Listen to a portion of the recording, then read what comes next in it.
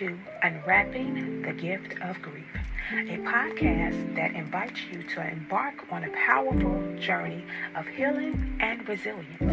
I'm Crystal, your host, a grief coach and author, joined by my compassionate co-host, Evangelist Tasha. We're here to guide you through the transformative landscape of grief, where authentic narratives and profound insights will inspire you to find strength and wisdom within life's most profound challenges.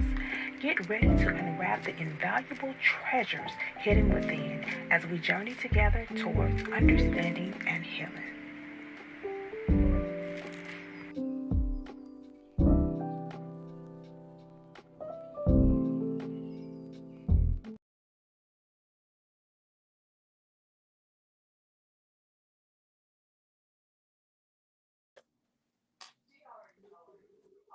Hello, hello, hello. Oh, hello, hello. Hey, girl. Hey. Hey, happy Wednesday. Happy Wednesday. Happy Wednesday to ya. Welcome back. How was your birthday? I know, right? It was good. It was good. It was good. A surprise. It That's was real good, though. that's good. That's good. I'm glad you're back. And this week we have an amazing episode. The topic is good grief, the impact of cancer, caregiving, and family dynamics. This is going to be a Mm-hmm. two-part series this week and next week, and we're going to bring our guest right on. She was on last week, Arthur Unique Washington. So we're bringing her in right now. Hey, Unique. Hello, everybody. How are you guys? Hi, all is well. All is well. So we're gonna go ahead and kick this thing off. Y'all know we got an icebreaker. I tried to hold it back from y'all, but it looked like y'all seen it earlier. So here's our icebreaker. If you could teleport to any place in the world right now, where would you go and why? We're So gonna since start this with time, Unique you, first. I know you gonna go first. No, no, no, no, no, no. She's I'll like, give my answer. So Unique go first, then Tasha, then I'll go. Um, the key word I heard you say was right now, right? So Yes. that might change next week, just FYI. But I think for now, I would want to go to Dubai. I seen a show where they were going over just the layout of Dubai, how it looks, the architecture, and I was like, oh my God, I would love to be there. And it talked about Dubai is a place where you go to vacation. It's a place you go if you were interested in retiring, but it's like a fancy city. It's like bougie town.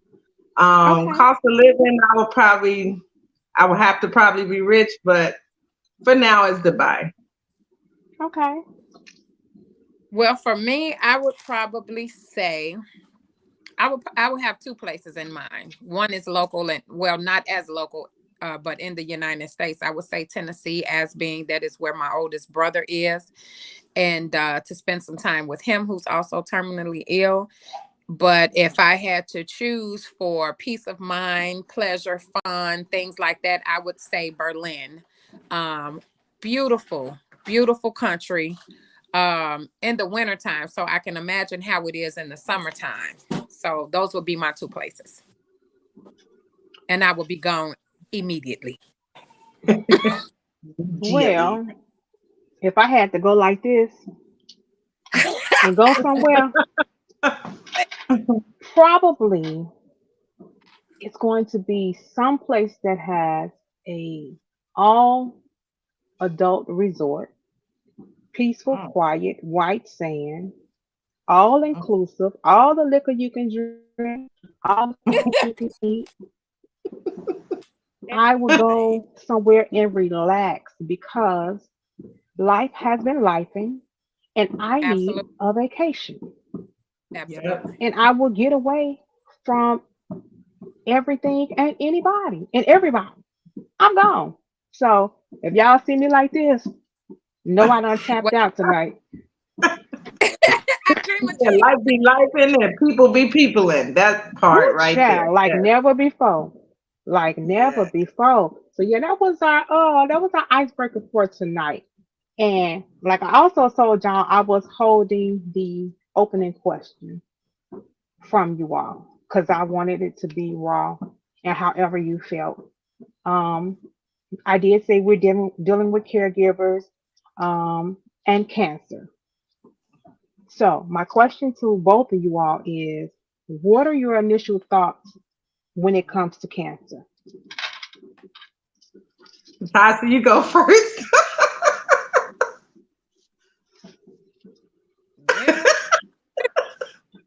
it's a monster. Let me tell you, it's a monster. It's disrespectful. It's ghetto. It's illiterate. It's stupid. Yeah. It's foolish. Um, it runs in my family. Um, I've experienced it myself. Cervical cancer survivor myself. 3 years now, and my mom got hit with the kidney cancer monster about 10 years ago. And when they told us she was, well, when they told her, because I wasn't in the room with her at the time. Matter of fact, I wasn't even at the appointment with her at that moment. She came home. I got to tell you something. I'm like, okay, girl, what's up? What the doctor say? And she had this look like, and I'm like, what you talking about? That don't run on your side. What you mean?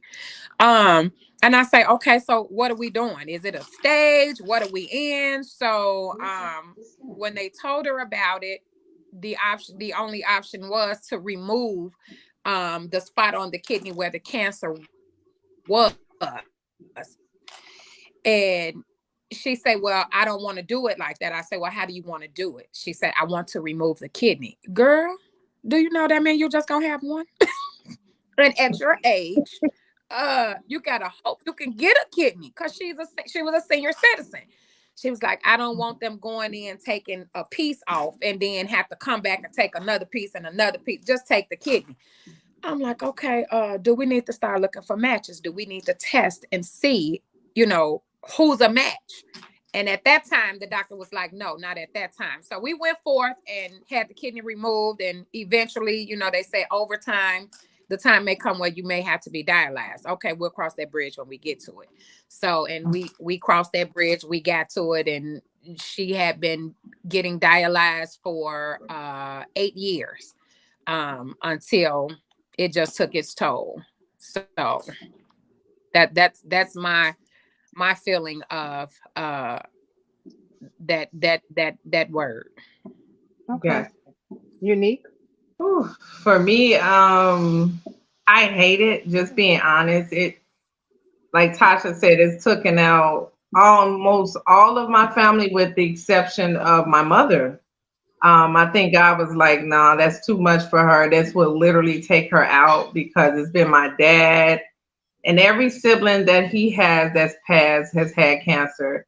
My mom's side, every sibling she has had cancer.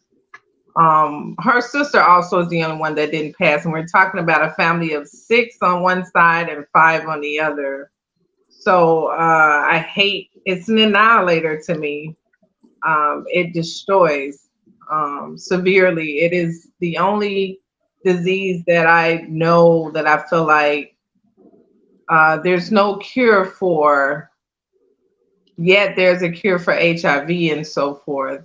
And sad to say, the reason why it's no cure is even heartbreaking than, the fact that there isn't a cure. So I hate it. I don't have any nice things that I can think of when I think of cancer, with the exception of a classmate who has had it for several years and she is still here. So I'm hopeful, but when I think of cancer, it's just not a good light for me. Okay.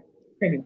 Um, I'm gonna be not politically correct, and I'm probably gonna use a word that maybe both of you all was thinking but just didn't say it. Yeah.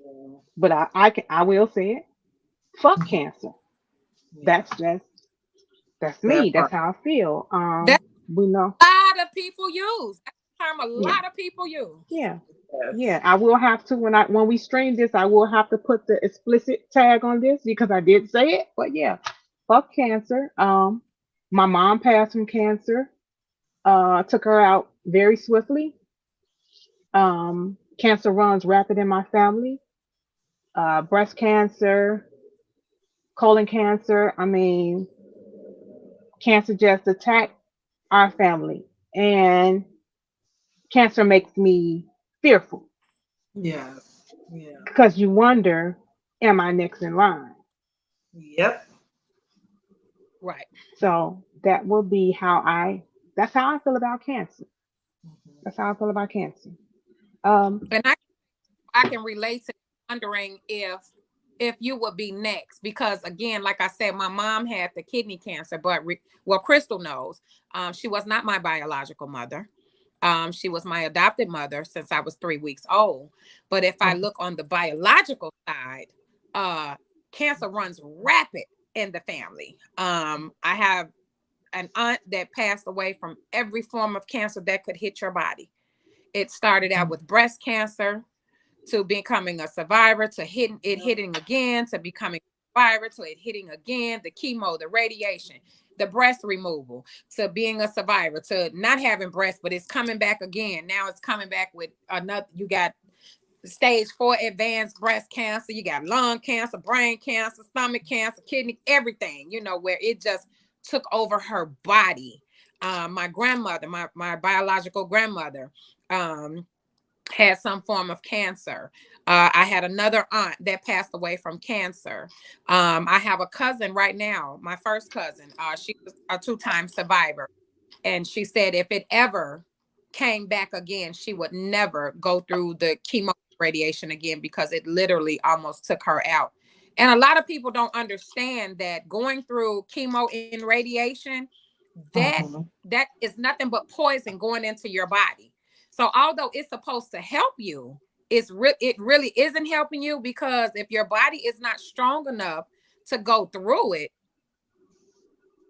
So sometimes in the back of my mind, it's like, man, I just pray. So I get my mammograms twice a year because yeah, it's so heavy. And to me, I'd be like, absolutely. man, I was raised by that side of the family. So in my mind, I'm like, that should skip me because I wasn't, but it don't. And so I still have to look Yeah. after my side, my health, because I'm Yeah. like, even though I wasn't raised by them, that, yeah, I mean, that's still my blood. You know what I'm saying? So yeah, the hell with cancer. That's yeah. Yeah, and you just Hmm. walked us kind of into our first segment. Um, so you just spoke about your caregiving, well, not your caregiving journey, but where cancer stems from in your family, Tasha. And I want to extend the same question to Unique. Where does your caregiving journey for cancer come from, and who are your family members that battled with? So wow. So on my dad's side of family, so of course it was my dad. And then on his side, we were literally thinking about a lawsuit because about 6 or 7 of them that worked at the same company all got cancer. And the company was known to have had asbestos. So it was, let me see, my cousin, Raymond, my uncle Gregory, my other uncle Bubba, my other uncle Billy. That's the one that got everyone in the company. And then I'm missing one more person. I'm missing 1 or 2 more people I'm missing. So I definitely had to caregive my dad. My aunt passed away from it. On my mother's side, my 2 uncles passed away from it. It's only one of their siblings left alive. The last 2, which was my mother and my aunt, one passed from every other failure that it could be, Hmm. and then my aunt passed from diabetes. So those were the only 2 people on my mom's side of family that did not pass from cancer, but everybody else did. And aggressive cancer. My aunt had brain cancer. Her brother had lung cancer. Her other brother, I don't remember what Uncle Mac had. My dad had lung cancer. My uncle had lung cancer. My cousin had some type of rare cancer that started out as one cancer, left, and then came back as another one. It was a rare kind of cancer. And I think the other two was lung too, which is why they was thinking it was asbestos. So pretty much my dad, and then walking my cousin through her dad, which was his brothers, that just recently passed from cancer. And I just found out my brother has prostate cancer. He's in Oh, stage 1. So he's deciding now what to do. He feels like he wants to go the organic route and just fast and, attack his diet. So I'm on that journey with him. okay.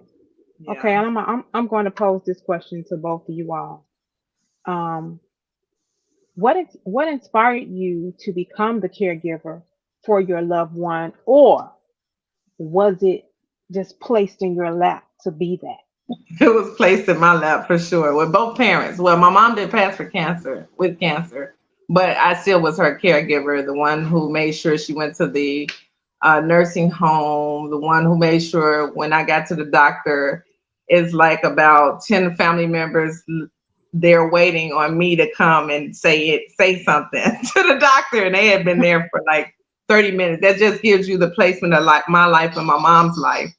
And I got other siblings, and she has other siblings at the time, but everyone was looking at me to just, yeah, we know you're gonna say something. So, and then on my dad's side, it was placed in my lap too, because I'm his only child. So, Mm. How about same. you, Tasha? So for me, my caregiving experience started 26 years ago with my brother. He doesn't have cancer. He was shot in the head working on someone's car. And he doesn't have children. And going through rehab, once it was, if we were going to bring him home for a holiday or just for a day or whatever, we couldn't bring him home unless someone knew how to care for him. At that time, that wasn't on my mind thinking about I'm gonna be anybody's caregiver. I had a newborn baby.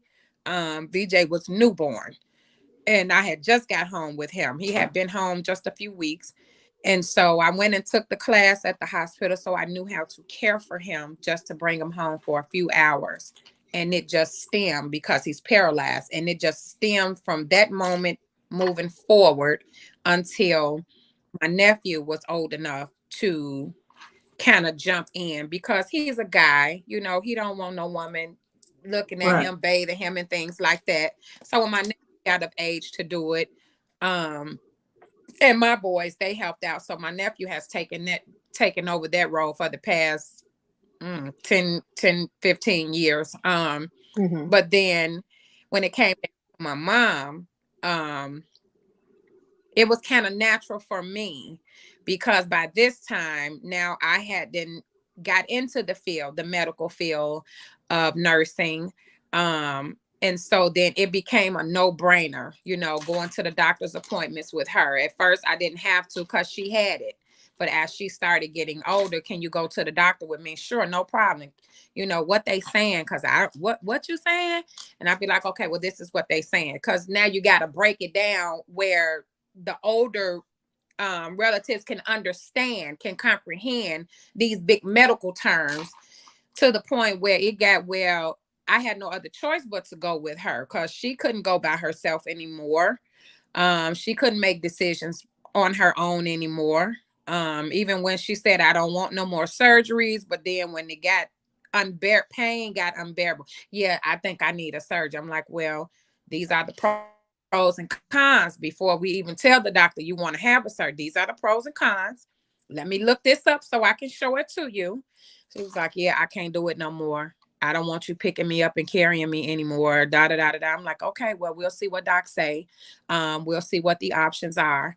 So it was a no-brainer for me. And I would have had it no other way, because that way, Yeah. sometimes when you don't have a caregiver, you have a medical team telling you, oh, well, you don't have any other choice but to get cut on, or any other choice but to take these meds, these doses. and they don't know now that dose too strong for her. Now she can't have that because she's allergic to that, so it was a no-brainer for me. Right. What about you, Crystal? Um, it was placed in my lap. It was placed in my lap. Like I always talk about me having three other siblings.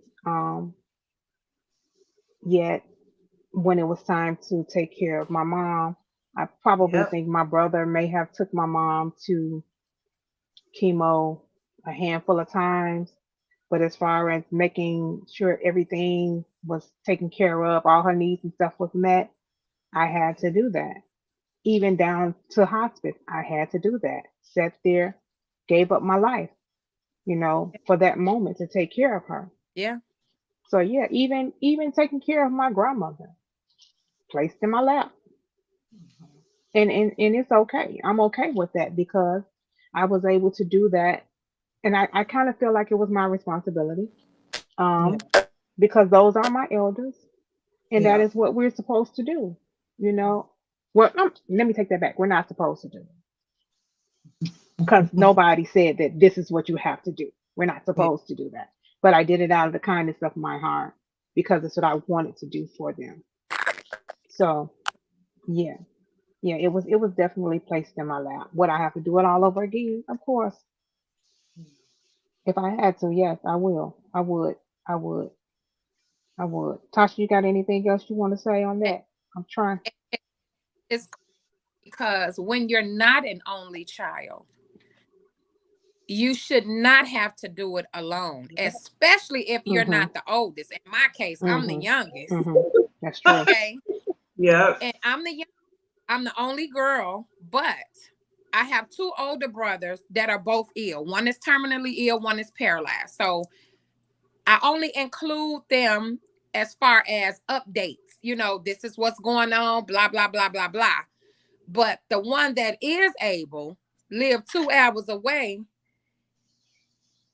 and yeah, no. But then you want to know, well, what's going on, what they said. Well, I don't think you should do that. It's not your, well, frankly don't have to tell you anything because my decision is what it's gonna be, being power of attorney of her medical. Yeah. So I technically don't have to tell you anything. But if you feel like that, why you can't be here to walk through it with me? I But can then you relate. want to put my phone up. What's going on? Well, she's still in surgery. Why you not here? Don't keep calling my phone. Cause I, if you want to know what's going on, you should be sitting right here with me. Cause this ain't just my mama. You know what I'm saying? When it came down to making that decision for hospice, well, even before that, what led to that? You let them take her out the hospital while you sitting there to take her back to the nursing home, and you saw the state of mind she was in. Why would you sit there and do that? Now let me call my sister and tell her first. But you wait till they get back to the nursing home and then you call and tell me they didn't already intake, then taking her in. Now I got to go through hell to send her back out. Oh, y'all don't want to send her out?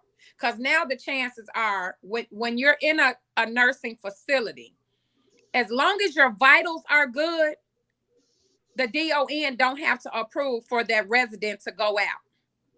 And in this case, what led to my mom going to hospice, they did not want to send my mom back out. I say, well, so I had to have a conversation with the RN. So you're the only intake for the night because it's after 7 o'clock. When they brought her upstairs and you looked at her, you could have said, no, take Miss Shields back. Well, I didn't know if that's how she was. Well, did you ask her CNA if that's how she was? Did you look in her chart and see what her alert span, her attention span was? It would have let you know she's vibrant, all of that, but she let them bring her back in, confused, non-responsive. So the fact that she's not, I don't give a damn if her vitals was 1,000%. She's non-responding. Why would you let them leave her here like that? Well, the DON say that I can't send her back out. Okay, I'm her daughter. I can take her out. I'll wheel her out to my car myself. Baby, I've been doing this a long time. And they didn't want to do it. So when I made that decision to take her myself, the CNA had called for the paramedics to come back and get her before I'd even made the call to take her out myself. But then when they came and took her, baby, they packed her room up so fast because they do have that right. Okay, they went against policy standards and procedures. We're going to go ahead and pack her stuff up. They can come pick her things up whenever. But I'm glad I did. I'm glad I know what to do, because had I not taken her out, she would have sat in that nursing home and passed away. When I got back to the ER with her, the emergency physician said, why did you take her home like that? I didn't. Why did they send her home like this? Why did they send her up out of here in this state of mind? He was like, no, I have to admit her immediately. Okay, well, let's do it. And it went from that to by the time we got upstairs, okay, what's your diagnosis? What do you see? What's your evaluation? I was like, my mama tired, but she's fighting. And as long as she fights, I fight. I'm her voice, I'm her legs, I'm her hands, I'm her everything. I say, but I know she's tired. But she said she's not going to leave till she's ready to leave. He said, well, at this point, it's in God's hand. He said, because there's nothing else we can do. He said, yes, her vitals are good, but all of her organs have shut down. I'm like, okay, so what you saying? He said, what you think I'm saying? I say, all her organs is shutting down and ain't nothing else you could do. He said, so why are we still dialyzing her? Because her kidneys haven't worked for over 2 months. I said, well, that was my question, but nobody could answer that. But hey, I said, we ain't got to dialyze her no more. Because if y'all going to keep pumping that in, you're going to flush the blood out to clean it and put it back in. If it's not helping, it's doing more of a hindrance than helping. So let's stop the dialysis. He said, okay. He said, what else do you see? I was like, well, sitting at her looking right here. I say, she tired. He was like, yeah, your mom's going to hospice and they're in the hall. I'm like, what the hell? Wait a minute. My whole everything. I'm like, huh? What? You is not telling me I'm finna go to hospice right now. I say, my mom ain't no hospice patient. Is you crazy? It ain't that. It is not. It has not got to that point. He was like, yes, ma'am, it has. I said, what you mean? He said, because there is no function in that kidney that's left. I said, not even 1%. He said, not no percent. I said, so we going to hospice when? He said, they in the hall right now. I'm like, you got to be shitting me. Yes, I said it. By the time I got upstairs and she got upstairs, they rolled her in the room. She was like, hey, girl. And I'm like, God, what are you doing? Because, like, she was just out of it. Mind you, we had Bible study. Before she went back out, we had Bible study. She ate. She had snacks, juice, ice cream. Watched her shoot them up. Okay, now I'm tired. I'm going to just sit here and watch it till I go to sleep. And went to sleep and then wake up. But when she got upstairs on that hospice floor, she was vibrant. And I said, girl, what you doing? Why you playing these games? What are you doing? She said, why you still here? I said, because I'm waiting on you. I was waiting on you to come in the room. So, you know, when you go from one department to another, they're going to change your gowns and everything. And we went through that. She didn't want them to change her because, you know, they're going to wipe you down. I don't need to be wiped down. They just wipe me down downstairs. I'm like, no, they might have did that. No, they didn't do that. They put a clean gown on you, but you're on another floor now. Well, they're not finna do all that. And so she asked the question.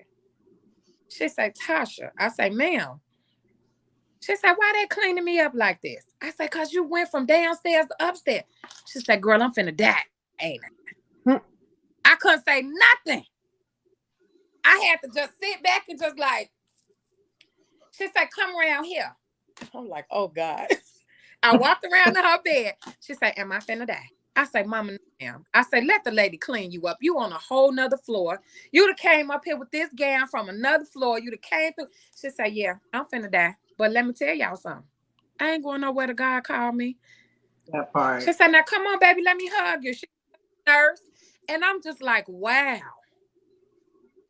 She stayed woke from that Monday to that Wednesday. Her request was get all my grandkids here. Wait a minute, town Tasha. and in town. And Tasha, you answering questions early. Listen, no, that's all tying into this. Like, I'm just like, wow. So we did that. and we're gonna move on to the next question. You answer all the I questions ain't answered all in nothing. one. Uh-uh. Girl. No, I did. Then I'm gonna call you back later. Cause you're gonna have to You reiterate it. Yeah. we can do it. So question, Healing on y'all. that. Huh? Absolutely. No, I was reading somebody's comment. Positively, Trina said healing on the other side is a win. And I said, absolutely. Absolutely. Absolutely. Definitely. Mm-hmm. Uh question, y'all. What y'all think some of the most misconceptions people have about caregiving for family members? Like we're talking today with cancer, or just misconceptions, period. That we're built for it. I know that may sound crazy, right? Obviously we are, but it's usually like in my case, I'm like you, Crystal, and you, Tasha. I'm not the only. I'm not the only child, but there was this expectation of me. Oh, I know she can handle it, if that makes sense. Or oh, I know she can do it. She's usually the one that does the administrative work and this and that. But realistically, it's like I've never dealt with this before. I've never dealt with cancer. I've never dealt with, at the time, caregiving. I've never dealt with this. This is so clueless. And the state that cancer puts me in makes it even worse. But that's probably another question. It is. It Yeah. is. Yeah, Uh, I misconception can for me. Go ahead. Go ahead, Tasha. agree with that because you have those family members that be like, well, um, you signed up for this or you got this, you doing it all. So, and I'm just like, Yep. well, I don't have to. It's not Right. the grandkids' responsibility. It's Right. not siblings' responsibility. If there is no spouse, it's the Mhm. children's Yep. responsibility. Not one child when there are multiple children, but all those that are willing and able, those able-bodied children. So yeah, that misconception of, well, she the one there, she got it. I'm here because everybody else left. Hell, Yep. you up and left That's it. and went out of state. And my mom been sick for a long time, sick, but she was functioning sick. Like there was no cancer. It's just, old age, arthritis, prosthetics, hip replacements, and things like that. But she got around till April last year. She was still moving around, even in pain, still moving around, still cooking. So that misconception of thinking, yeah, why not you? You right there with her. It's real. I think the misconception for me um, is that it's easy. People think that caregiving is easy, and just because you take care or you done took your mom or your daddy a loaf of bread one day out the week does not mean that you're caregiving. That's totally different when Right. you have to be responsible for another adult 365 days. That's Yeah. totally different. And people be like, why are you so tired? Why you don't have no time? Not realizing that your life is on pause. You're drained because you're pouring everything into taking care of another individual. So that's Mm-hmm. the biggest misconception for me, that caregiving is easy. And until somebody has to do it, they don't understand it. They don't understand it. But Yeah. not. I have a So story go ahead. Go ahead. tying that in. So we went to I had a quick story. So we went to, it was 4th of July, I'll never forget. And I hadn't seen my mom, but I talked to her a lot, right? And the last time I saw her, my mom's always been little, petite, right? And so when she got littler, it was different. It was weird, right? So we're at a 4th of July celebration and we're inside of the house and everyone, all of her kids are sitting around at the table. I'm trying to remember, was it all of us? It was all of us because we took a picture on the steps. And I look at my mom and I look at them and I look at my mom and I go in the kitchen. I said, I kind of try to get them to come in the kitchen with me, and they all come in. I try to make it where it wasn't obvious, and I'm looking at my siblings like, yeah, y'all don't see this? And they're looking at me like, yeah, we see it. Now, mind you, I'm not the oldest. We see it. I'm like, y'all not gonna do nothing about this? Like, again, like, we just gonna stand around and not pay attention to the elephant in the room. My mom's little, like she was little, very little. And so then I walked in and they were like waiting on me to say something. And I did have to break the ice and say, Lynn, when's the last time you had a doctor's appointment? I know she was telling me, but she was being general. When you're dealing with the older generation, they're very private and general. They generalize everything. You gotta pry it. So I said, when's your next doctor's appointment? And she's like, I think she was like, next Tuesday. I said, okay, I want to go with you. I had to cover up every bit of emotion I really felt and frustration from me not being the only one that sees her in this position, but everyone's waiting on me to say something. And I said, Yeah. because Ma, you look little. You look really little. And it took me to say that. And it was hard to say it. Like, that's what I mean. It's not like you guys are saying, one of you guys said, Crystal said, it's not easy. I'm the type of person that runs from any thought of cancer or any thought of a death. And here I am, had to tell my mom that she doesn't look right. Now, of course, she may know that, but is anybody going to say anything? So that just gives you an idea of the placement I am in the family. I'm the one that's going to say something or do something, but I feel like it's not fair sometimes just because I will say something or do something. It don't mean I should be the only one. Mhm. Mhm. So, but yeah. And that's Okay. how my mom kind of went through that thing with the weight loss thing, because she was growing up, she was small, but then, as you get older, you gain weight, you lose weight, you gain Right. weight. Right. Once the cancer hit, once the kidney was removed, even prior to starting dialysis, the weight challenges started, where she will drop some, she will gain some, she will drop some. But once she started dropping, it just continued, the weight just Yeah. continued to decline Yeah. from 22W down to a medium. And I'm like, and I immediately, when I started seeing those changes, because I bought her clothes, so I'm like, yeah, now now I don't know what size underwear to get you. I don't know what size bras to get. Now I got to get a couple sizes and see what's gonna work. And I had to ask the doctor that, I say, isn't this a part of this weight loss that she's going through, a part of the dialysis? And they were like, yeah, that takes a part in it. And also even with the changing of what she ate, because she was on dialysis. But that, when I tell you that weight just started dropping, it just dropped like Hmm. she was a toothpick. And I'm like, oh yeah, no. So Yeah. I knew, okay, something going on. So you're right about that. Hmm. Yeah. Interesting.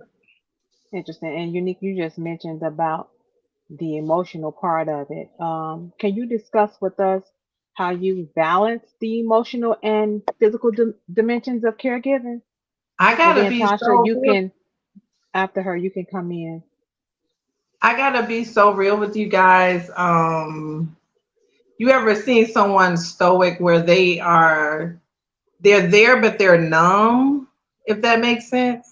Makes a lot I of was sense. there, but like, especially with my dad, who I watched deteriorate, I was numb. Like, there was, like, I literally had to shut my feelings off because it was so unbearable. The cancer, that's the cancer part that I had to deal with my dad. I had to feed him through a tube.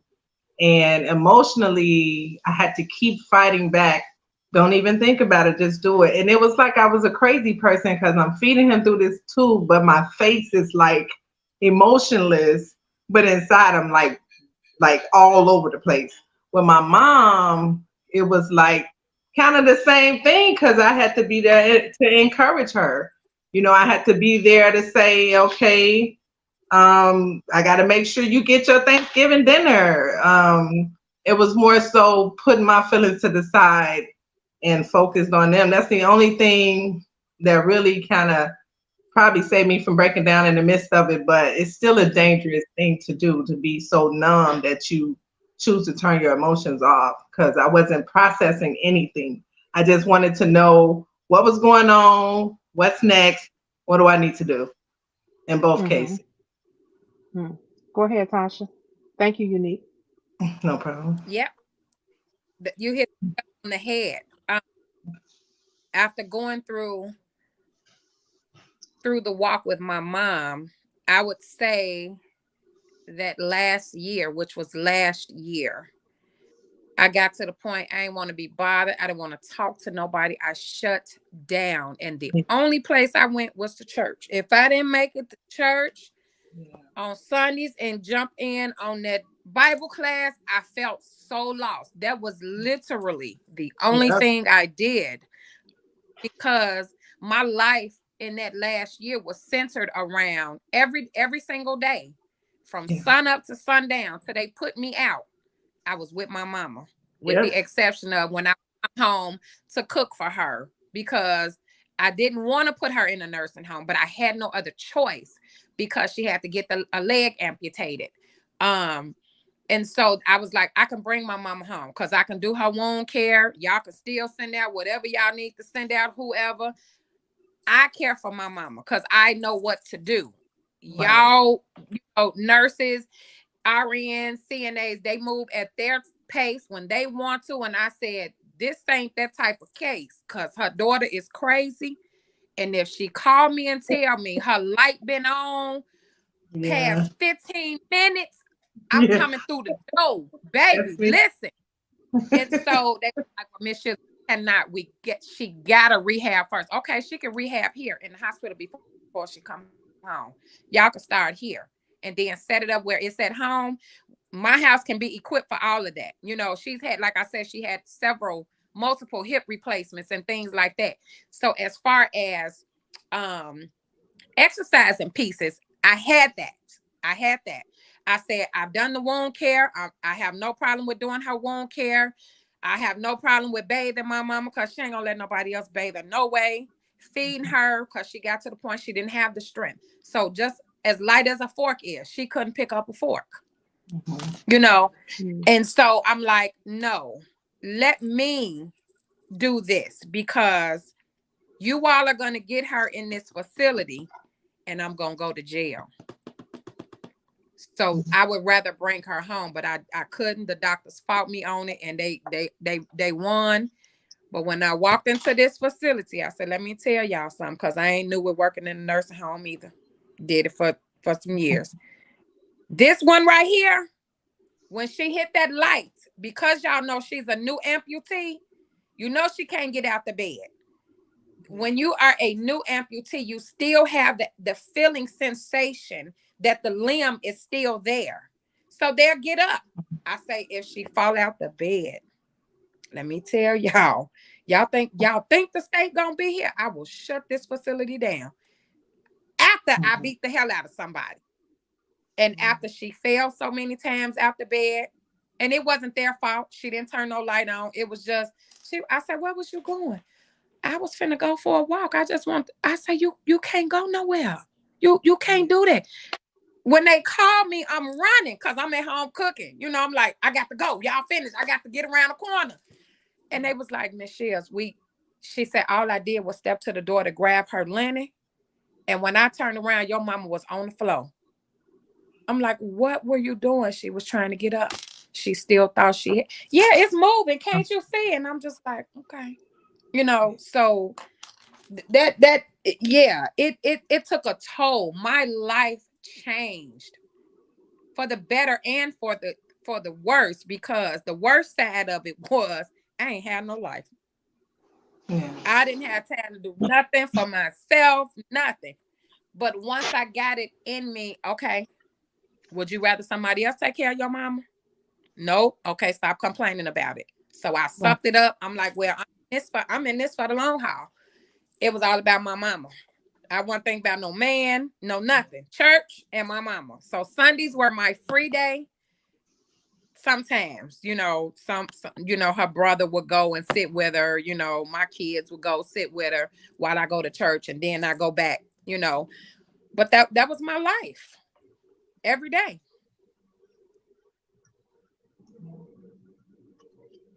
Crystal? So it's crazy that this question has come up. Physical for me, not. I don't think emotionally I was too affected with my grandmother, but definitely my mom. But physically, more so for me, taking care of my grandmother because I starting a new job at CTA, working crazy hours, still coming home cooking, still coming home cleaning, still coming home making sure she had everything. And once seniors get to a certain point and a certain age, they decide that they just don't want to do anything for themselves anymore. So she would Right. literally wait till I get off work at 8 p.m. and I'm not making it home to 9:30 to decide that she wants some dinner.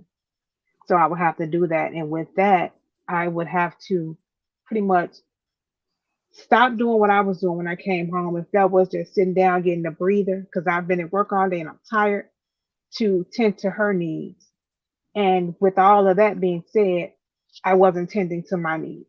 So it physically Mm-hmm. impacted me. Yeah. Whereas if it was stress or headaches or tired, I was drained because I was overloaded taking care of me, still having two kids and taking care of my grandmother. So it physically impacted me till my body shut down. And I Mhm. and I can recall one day I got up and fixed breakfast for everybody in the house. And this is the day I realized that I needed to take care of myself. Um, Fixed breakfast for everybody in the house, gave everybody their food. Well, I had my food and I was on my way up the stairs with my breakfast, but I didn't make it upstairs. I ended up passing out in the living room. And my grandmother, in turn, walked past me while I was on the floor. I ain't say a word. At that moment, I knew, why are you putting people first? Yeah. Yeah. Ooh, You done yes. tapped out yourself. Yeah. And the person you tapping out for don't even care. So yeah, it physically impacted me. Absolutely. And we're gonna walk into we're probably about 20 minutes more left, you all. Um, so we're gonna switch gears on this. Have you all encountered any misunderstandings? And I know Tasha what you gonna say. Have you all encountered any misunderstandings or conflict within your family due to the stress of caregiving? And if so, how did you navigate it? You want me to go first, Tasha, or you? Go ahead. Tasha, I don't know Okay. what's going on with her stuff. Okay. So yes, yes, and yes. Side. Well, let me start off with my dad's side. So my dad had a wife at the time, and we had already had some strain in a relationship that I was unknown of. But I found out towards the end of his life that there was some jealousy there. And so Mm, my dad explained to me, don't go, this was his line, don't go running all up here, because he lived in Zion, Illinois, acting like, oh, I'm dying this. You have the Lord, we have the Lord. So you don't have to be all running down here. He didn't like that. His wife, on the other hand, felt like I should be there every moment. mm, Now, so I had this person, patient, obviously saying, don't come running down here. I hate when people do that. Because his side of family, he's right. Every time his side of family found out somebody had cancer, they already put them in the casket the next day. They already treating them like they're an mm, invalid. They already treating them a certain kind of way. So he said that, and she's saying this. I went off my dad's heart. It's him. He's the patient here. He's the one with cancer. So I went against her judgment to suit his judgment. And the day he passed away, or the funeral, she tried to make my life a living hell, pretty much. Well, my mom's side of family, everybody was in chaos, but one thing they agreed was let me do everything. There was a part though we had a problem with figuring out where she was going to go after the hospital, and it couldn't have been home because you had three people living out west with her, three of her kids, two of her kids living out west with her. No, actually three, sorry. So you had my brother staying out west near her. My other brother lived in the house. And then you had me, who was the only one that lived south at the time. And then you had my sister who stayed west. Out of all those siblings, I asked them, so what are we going to do with, how are we going to do a schedule? Because even if I wasn't leading it, I was going to bring everybody together to figure it out. Who's going to be with her this day? Who's going to be with her that day? So my younger brother was like, no, she shouldn't have put herself in this situation. I ain't finna be watching her all the time. That's exactly what he said. And then the other brother, I gotta. And then my sister, I gotta work and I gotta. Everybody was, I gotta. And so I made an executive decision to bring her from the west side to the south side nursing home, where so that I can watch her, because I know if she gets to the south side, I got her.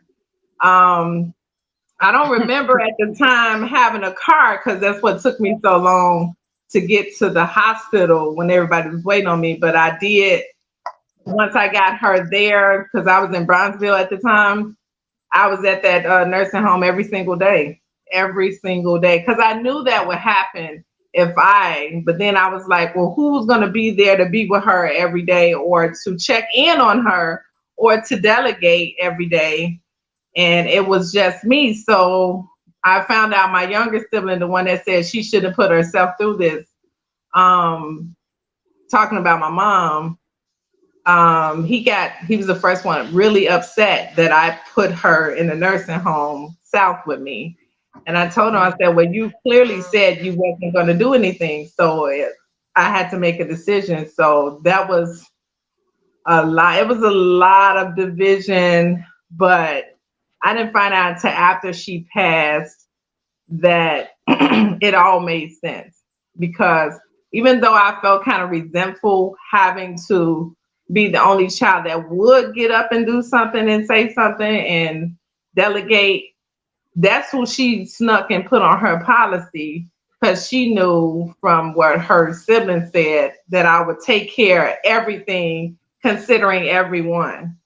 So yeah, that was about making that decision. And then about my dad's wife, those was the main conflicts. The other two, the older siblings on my mom's side, they was just waiting on me to do everything. They didn't care what was going on, just as long as it wasn't them that had to do it. But my youngest sibling, who in a in a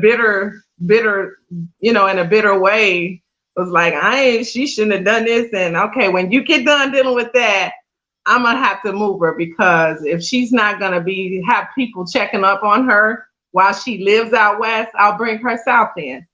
Even if she has to be in my place. So I forget if I was working or not. I think I was working some days, and some days I wasn't. Because I remember getting off the bus and going straight to the nursing home, and then I remember walking from home. So I think I was doing a little bit of both.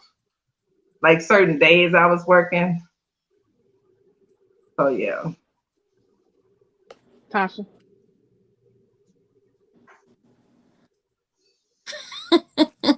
Well, we kind of got a similar story. I'm hearing it from both of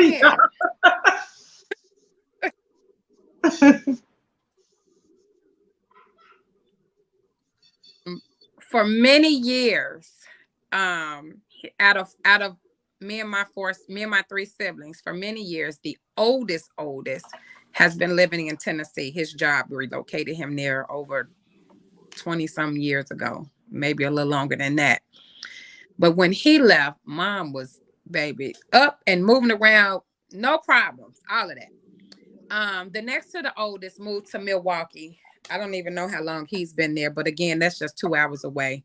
That's nowhere. The youngest boy, who is still the oldest, I would only call him and say, hey, this is what's going on with mom, blah, blah, blah, if he didn't call me. When it came down to making decisions medically, my mom made it perfectly clear to my brother, well, Tasha is the one that's here with me, because he wanted to be put down on decision making and this, that, and the third. And the social worker said, who's here with you? Who's in state with you? Yep. He said, because we try to call Milwaukee and he don't pick up the phone. What if we got to roll into an emergency surgery and we need somebody to sign off on it or give an approval and we can't get him?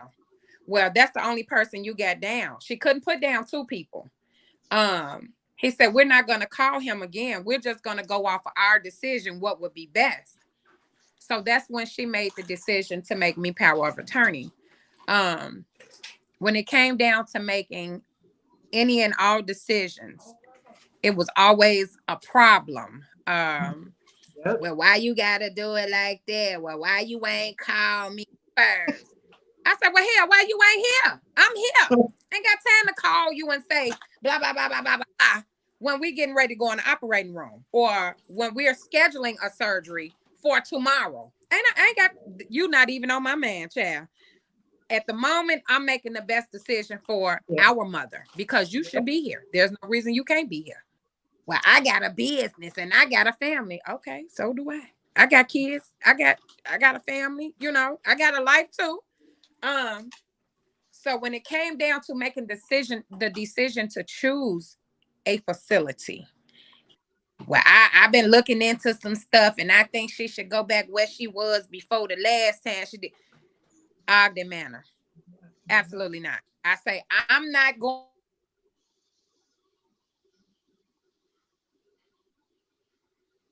She must have tapped out. Hopefully she comes back in. But I'll go ahead. Oh, here she comes. She's coming in. Go ahead, Tasha. Finish up. Here I am. And so I said, I'm not going to make a decision to go way out to the western suburbs. Man, do I stay on the south side? She lived on the west side, but she hadn't lived on the west side since April. Okay.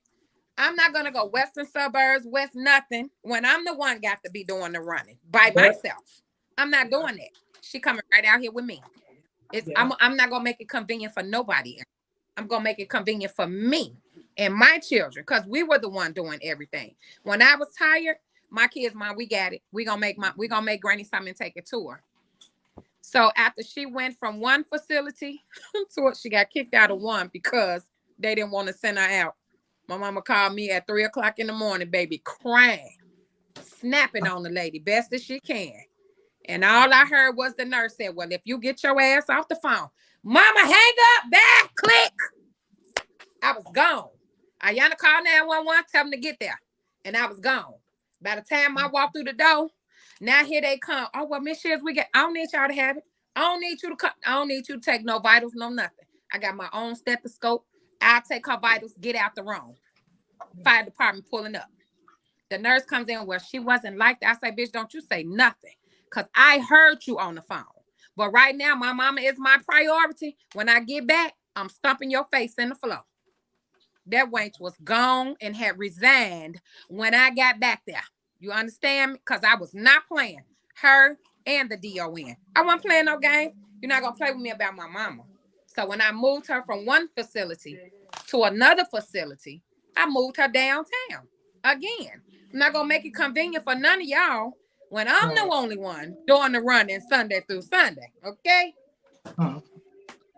When it came down to making a decision to have that talk, me and my mom always had the talk, you know, as far as whenever she left here, about her services. We went through all of that, who I wanted to do her services and everything. But then my brother wanted to, well, I don't want to do that. I want to let you know what's wrong with cousin.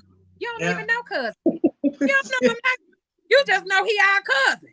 You have no relationship with him. I do, but you don't. But I didn't want him to do her services. Okay. Yeah. Because I knew what I wanted for my mother with the position and the role she played in her church and just the lifestyle and what she deserved being put away. I knew what that expectation was and what I wanted. and I knew what I wanted. I wasn't gonna get with my cousin, but I had to go that route because they took it upon themselves to call and send them to my house when hospice had already contacted the funeral home that was on paperwork. Okay, but that's what it was. And family don't understand. You know, they wanna bump you bump heads because the next one is mad because you made all the decisions, and it shouldn't be like. I wouldn't have had to make the decisions if that other one was on the same page. Yeah. That's true. That is true. Yeah. Well, y'all, we have made it to the 1 hour mark. We're gonna have to shut our show down tonight, but we will be back next week with part Yep. two of caregiving, cancer, and family dynamics of it. I will say this before I leave. This is the last question that we were just going over with to keep it fresh on you all's mind for next week. And the question was, have you encountered any misunderstandings or conflict within your family due to stress of caregiving? And how did you navigate these challenges? So next week we'll be back with those answers. But before we get up out of here, Unique, would you like to say something? Oh, sure. Because Just in you general? will be back with us next week. Just in general, right? Yeah, just in general. I think I heard it all tonight. Um, self-care is very important through grief. In fact, Yeah, just in general. yeah, that's in fact that's what's going to be the biggest factor of it, just healing yourself. And I think I just heard something when you guys were talking. We heal for everything but ourselves, and I'm paying attention closely to that. Especially around my birthdays, with having to share a birthday with my mom. So thank you guys for that. No problem. Tasha, Self-care definitely is important. Because what I learned in the journey so that I know moving forward.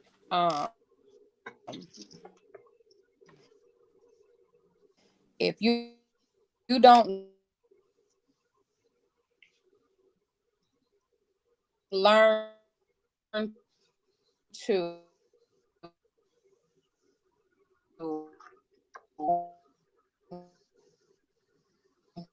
yeah, I don't know what's going on Yeah, I think with she froze. Tasha.